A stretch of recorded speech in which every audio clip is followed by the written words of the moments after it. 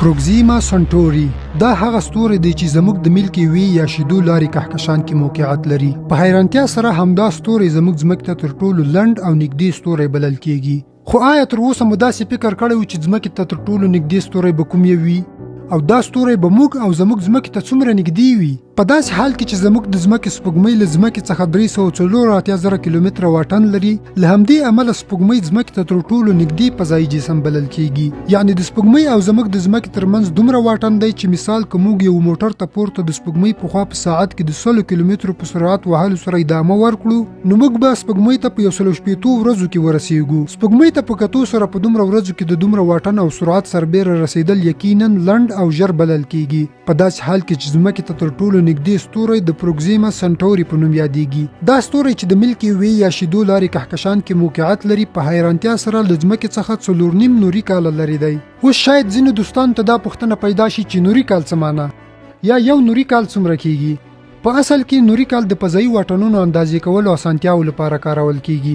نور یعنی رڼا یا د لمر سترګې څخه اخیستونکې رڼا چې یوازې په یوه ثانیه کې د 300,000 کیلومترو په سرعت سره واټن وهي. په همدې توګه د لمر سترګې رڼا په یوه دقیقه کې 18 میلیونه کیلومتره واټن وهي او په ساعت کې 1.8 میلیارډ کیلومتره پورې رسیږي. دا سرعت په یوه ورځ کې تر 25.9 میلیارډ کیلومتره پورې رسیږي او په یو کال کې بیا تر 9.6 تریلیونه کیلومتره پورې رسیږي. اوس تاسو ته شاید لږه اندازه لګېدلې وي چې د ځمکې او ځمکې ته تر ټولو لنډ ستوري پروکسیما سنټوري ترمنځ 4.5 نوري کاله واټن څومره کیږي؟ په ساده توګه یعنی دا دومره واټن دی چې که چیرته د انسان لخوا تر ټولو چټک راکټ یا فضایي بیړۍ پارکر سولر پروب چې په ساعت کې 200,000 کیلومتره مزل کوي او دا راکټ په همدومره سرعت سره ځمکې ته د لنډ ستوري پروکسیما سنټوري په خوا وروتوغل شي، نو په همدومره سرعت کې به دا راکټ د لنډ ستوري ته په 6,655 کلونو کې ورسیږي. له همدې بې پایه پراخوالي څخه یې در قیاس کړئ چې د الله تعالی لخوا جوړ شوي کائنات څومره پراخ او ژور دي.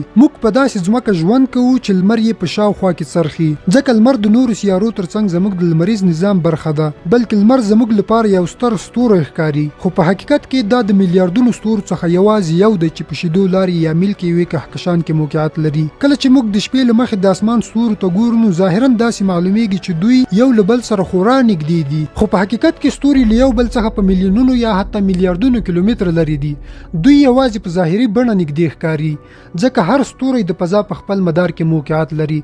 د اسمان ستورو نږدېوالی یوازې زموږ په سترګو یو بصري تاثیر دی. اوس له همدې میلیارډونو ستورو څخه د شیدو لار یا ملکی وی کهکشان جوړیږي او په حیرانتیا سره موږ د کهکشان په دې غاړه کې چې د اورین آرم په نوم یادېږي موقعیت لرو. دا موقعیت د کهکشان له مرکز څخه 6,000 نوري کاله واټن لري. اوس که چیرته موږ وغواړو چې د شیدو لارې کهکشان دا اصلي جوړښت په دې ډول ننداره کړو، نو باید له کهکشان څخه شاوخوا 100,000 نوري کاله لرې ولاړ شو. یوازې له همدومره واټن موږ کولی شو چې د کهکشان دا ښکلي او سپېڅلي جوړښت په همدې ډول ووینو لکه څنګه چې په دې انځورونو کې ښودل کیږي. دا ځکه چې د شیدو لارې دا کهکشان دومره لوی او پراخ دی چې له 100 څخه تر 400 میلیارډونو مختلفو لویو او وړو ستورو څخه جوړ دی او موږ تر اوسه یوازې د شیدو لار یعنی د یو کهکشان یادونه کوو، بلکې دې ته ورته تریلیونونه کهکشانونه شتون لري چې هر یو کهکشان له میلیارډونو ستورو او سیستمونو څخه ډک دی. خو زموږ د شیدو لارې دې کهکشان ته تر ټولو نږدې کهکشان انډرومیډا کهکشان دی. د انډرومیډا دا کهکشان په داسې حال کې زموږ د شیدو لارې کهکشان ته نږدې بلل کیږي چې د دواړو ترمنځ شاوخوا 2.5 میلیونه نوري کاله واټن موجود دی.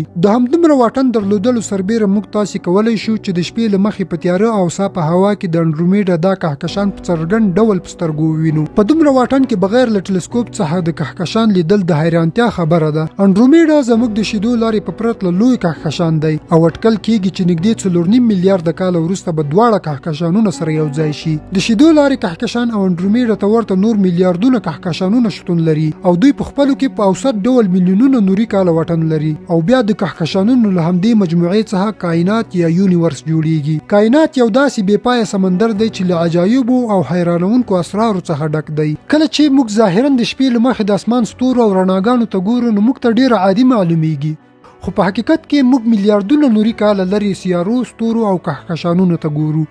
دا سیارې ستوري او کهکشانونه دومره لري دي چې د هغوی رڼا زموږ سترګو ته په رسیدو کې میلیارډونه نوري کاله وخت نیسي. په دې معنی چې موږ په تیرو وختونو کې د هغوی رڼا وینو. بل خوا د کائناتو له میلیارډونو کهکشانونو څخه تر ټولو لوی کهکشان د IC11O په نوم دی چې په کال 1995 کې کشف شو. دا دومره لوی کهکشان دی چې نږدې 6 میلیونه نوري کاله اوږدوالی لري. اوس داسې تصور وکړئ چې که موږ وغواړو د دې یو کهکشان له سر څخه تر پایه ولاړ شو، نو به موږ په دې سفر کې په میلیونونو نوري کاله وخت تیر شي. لکه څنګه چې موږ د مخه هم یادونه وکړه چې د نور سرعت په یوه ثانیه کې تر 300,000 کیلومتره واټن وهي، نو د رڼا یا نور یوې دقیقې سرعت بیا تر ساعت، ورځو، میاشتو او کلونو پورې به څومره واټن وي، د دې واټنونو تصور بې پایه کېږي. په دې کائناتو کې داسې ستوري هم شته چې دومره ستر او تاوده دي چې زموږ لمر یې په مقابل کې لکه یوه کوچنۍ ذره داسې ښکاري. یو داسې ستوری چې تر اوسه پیژندل شوی UY سکوټي په نوم یادېږي. دا ستوری د لمر په نسبت څو زره ځله ستر دی او هم تر لمر خورا زیات چټک دوران کوي. په داسې حال کې چې ډېر خلک د ناسا شرکت لخوا خپرونکي معلومات دروغ بولي، خو د کائناتو په اړه یوازې ناسا نه بلکې د چین، روسیې او اروپایي فضایي ټولنه هم په دې برخه کې فعالیت لري او مختلف فضایي ماموریتونه ترسره کوي. هر اداره خپل تحقیقات، معلومات او تجربې وړاندې کوي. دوی د کائناتو په اړه د پوهې پراختیا کې مرسته کوي. خو تر ډیره د کهکشانونو، ستورو او کائناتو د لرې برخو ترڅنګ د نورو فضایي اجسامو په اړه ژور او دقیق معلومات تر اوسه له جیمز ویب ټلسکوپ څخه ترلاسه کړي. جیمز ویب فضایي ټلسکوپ په 2020 کال کې د ناسا شرکت لخوا په بریالیتوب سره فضا ته وتوغل شو. From a tropical rainforest to the edge of time itself, James Webb begins a voyage back to the birth of the universe. Nature has this way of being even more creative than we are. د دې ټلسکوپ جوړول شاوخوا 100 کاله وخت ونیو او د 10 میلیارډ ډالرو لګښت پرې راغی. دا په تاریخ کې یو له خورا پرمختللو او قیمتي ټلسکوپونو څخه دی. جیمز ویب ټلسکوپ له ځمکې څخه نږدې 1.5 میلیون کیلومتره لرې د لاګرانج په 2 نقطه L2 کې موقعیت لري.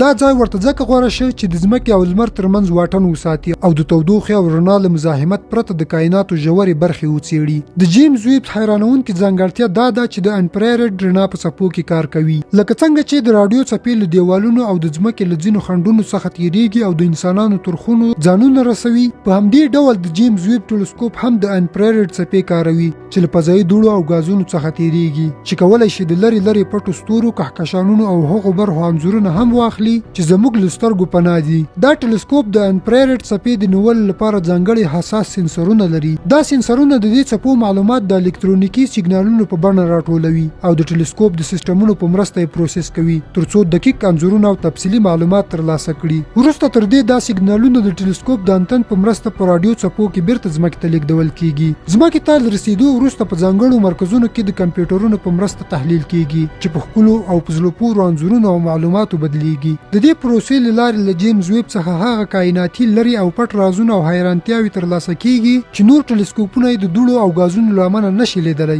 په کال 1995 کې د هبل سپیس ټلسکوپ په واسطه اخیستل شوی دا انځور تر 2022 کال پورې د پیلرز اف کریشن فضایي سیمې تر ټولو واضح انځور بلل کېده. خو د همدغه سیمې انځور بیا په 2022 کې د جیمز ویب ټلسکوپ په واسطه واخیستل شو، کوم چې څو چنده د انفرارېډ څپو په واسطه صفا او واضح ښکاري.